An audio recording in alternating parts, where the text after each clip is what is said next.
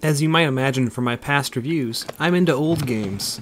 Seems like I've got older gaming junk scattered everywhere in the house. In drawers, in boxes, in the closet, all over, really. I love it, and I can never have enough of it. But my favorite is the NES. I've got a lot of NES games.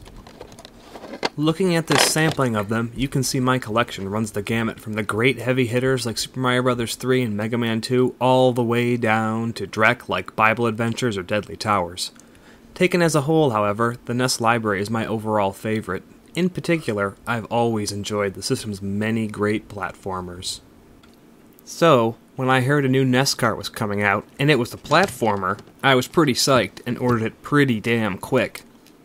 Opening the box it came in takes a bit of work, and the cart comes nicely packed in bubble wrap. Ripping this open reveals Battle Kid, the Fortress of Peril. The cartridge comes in a traditional NES cart sleeve, along with a standard-sized NES instruction manual. The cart itself is a see-through green, and the label looks good. The manual itself is also nice. One weird thing, however it was made, you can actually feel where text is printed in the manual. You could almost read it blind. However, the manual has some spoilers, so I'd suggest skipping the parts detailing all the enemies and bosses until after you've beaten the game. Last page of the manual even has that memo sheet password-based games often have. I'll never use it, but nice touch. The cart for Battle Kid is made from new parts, and even has a region chip that is said to work in all NESs. Trying it out, I was able to get it to work in my front loader. Eventually. My front-loading NES is like most of these. It takes some finagling to get any game working. Of course, trying it on my top loader works instantly. Likewise, plugging the game into a 72 to 60 pin converter and putting it in my AV Famicom works flawlessly. That's how I played through the entire game, point in fact. I love my AV Fami. Letting the actual game start up. Right after the logo, we get an opening cutscene that gives us the usual, appropriately vague introductory cutscene. Then we see the title and can start the game. Another cutscene follows, and soon we jump into the gameplay. Here, I gotta comment on the video quality. The game should look better than this, but I was forced to use a roundabout way of recording involving both a VCR and a DVD recorder. Colors in particular should look better. Aside from that, you may notice the sprite of Timmy, the title character, bears resemblance to the lead character in another game. I Wanna Be the Guy, the movie, the game. Indeed, I Wanna Be the Guy is clearly a major inspiration for Battle Kid. I Wanna Be the Guy itself, of course, is heavily inspired by the difficult platformers of the NES era. So this is the whole thing finally coming full circle, in a way. In the credits after beating the game, there's actually even an acknowledgement for I Wanna Be the Guy. Nice.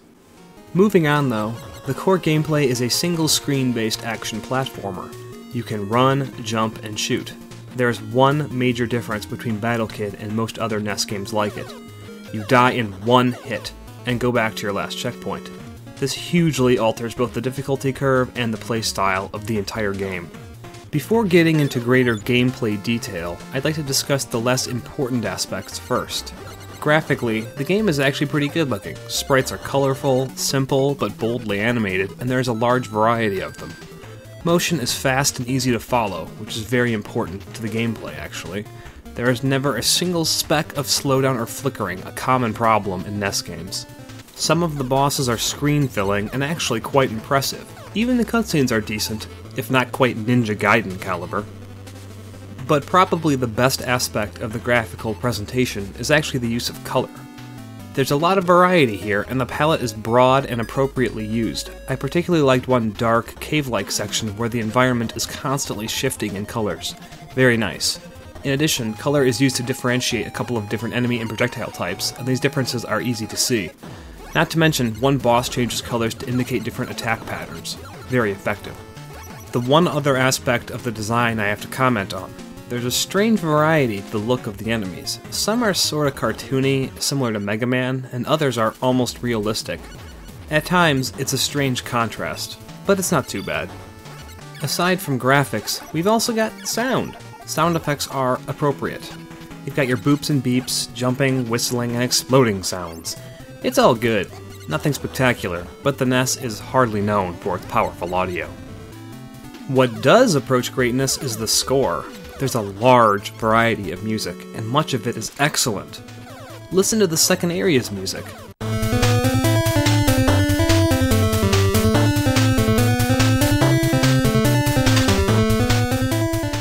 Some tension music.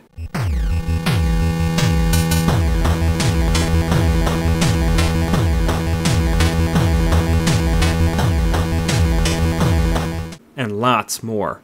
Some of this stuff would probably be cool to hear in concert. Maybe one of those 8-bit bands out there could try a remix?